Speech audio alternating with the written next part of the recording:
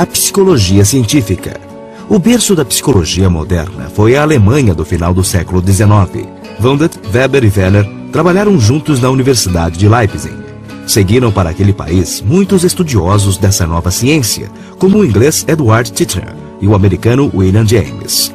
Seu status de ciência é obtido à medida que se liberta da filosofia, que marcou sua história até aqui, e atraiu novos estudiosos e pesquisadores, que sob os novos padrões de produção de conhecimento, passam a definir seu objeto de estudo, o comportamento, a vida psíquica, a consciência, delimitar seu campo de estudo, diferenciando-o de outras áreas de conhecimento, como a filosofia e a fisiologia, formular métodos de estudo desse objeto, formular teorias enquanto um corpo consistente de conhecimento na área. Essas teorias devem obedecer aos critérios básicos da metodologia científica, isto é, deve-se buscar a neutralidade do conhecimento científico, os dados devem ser passíveis de comprovação e o conhecimento deve ser cumulativo e servir de ponto de partida para outros experimentos e pesquisas na área.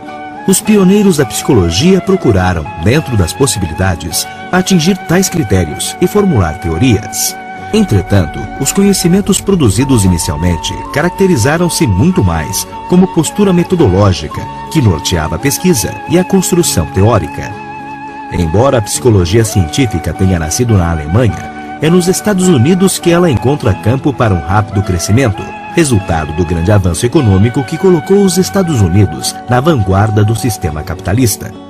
É ali que surgem as primeiras abordagens ou escolas em psicologia, as quais deram origem às inúmeras teorias que existem atualmente. Essas abordagens são o funcionalismo, de William James, o estruturalismo, de Edward Titchener, e o associacionismo, de Edward Thorndike. O funcionalismo. O funcionalismo é considerado como a primeira sistematização genuinamente americana de conhecimentos em psicologia. Uma sociedade que exigia o pragmatismo para seu desenvolvimento econômico acaba por exigir dos cientistas americanos o mesmo espírito. Desse modo, para a escola funcionalista de William James, importa responder o que fazem os homens e por que o fazem. Para responder a isso, William James elege a consciência como centro de suas preocupações e busca a compreensão de seu funcionamento na medida em que o homem a usa para adaptar-se ao meio. O estruturalismo. O estruturalismo está preocupado com a compreensão do mesmo fenômeno que o funcionalismo, a consciência. Mas, diferentemente de William James, Titchener irá estudá-la em seus aspectos estruturais, isto é, os estados elementares da consciência como estruturas do sistema nervoso central. Essa escola foi inaugurada por Wundt, mas foi Titchener, seguidor de Wundt, que usou o termo estruturalismo pela primeira vez no sentido de diferenciá-la do funcionalismo. O método de observação de Titchener, assim como de Wundt, é o introspeccionismo e os conhecimentos psicológicos produzidos são eminentemente experimentais, isto é, produzidos a partir do laboratório. O associacionismo. O principal representante do associacionismo é Edward Thorndike, e sua importância está em ter sido formulador de uma primeira teoria de aprendizagem na psicologia. Sua produção de conhecimentos pautava-se por uma visão de utilidade desse conhecimento, muito mais do que por questões filosóficas que perpassam a psicologia. O termo associacionismo origina-se da concepção de que a aprendizagem se dá por um processo de associação das ideias, das mais simples às mais complexas.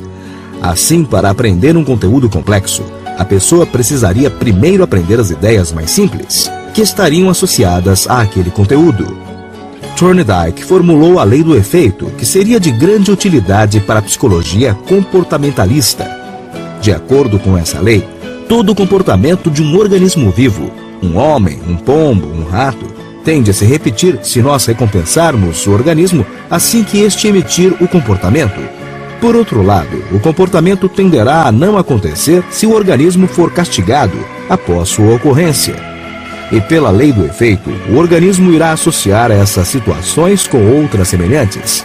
Por exemplo, se ao apertarmos um dos botões do rádio formos premiados com música, em outras oportunidades apertaremos o mesmo botão, bem como generalizaremos essa aprendizagem para outros aparelhos, como tocadiscos, gravadores, entre outros. as principais teorias da psicologia no século XX. A psicologia, enquanto um ramo da filosofia, estudava a alma. A psicologia científica nasce quando, de acordo com os padrões de ciência do século XIX, Wundt preconiza a psicologia sem alma. O conhecimento tido como científico passa então a ser aquele produzido em laboratórios, com o uso de instrumentos de observação e medição. Se antes a psicologia estava subordinada à filosofia, a partir daquele século, ela passa a ligar-se a especialidades da medicina, que assumirá, antes da psicologia, o método de investigação das ciências naturais como critério rigoroso de construção do conhecimento. Essa psicologia científica, que se constituiu de 3 escolas, associacionismo, estruturalismo e funcionalismo, foi substituída no século XX por novas teorias.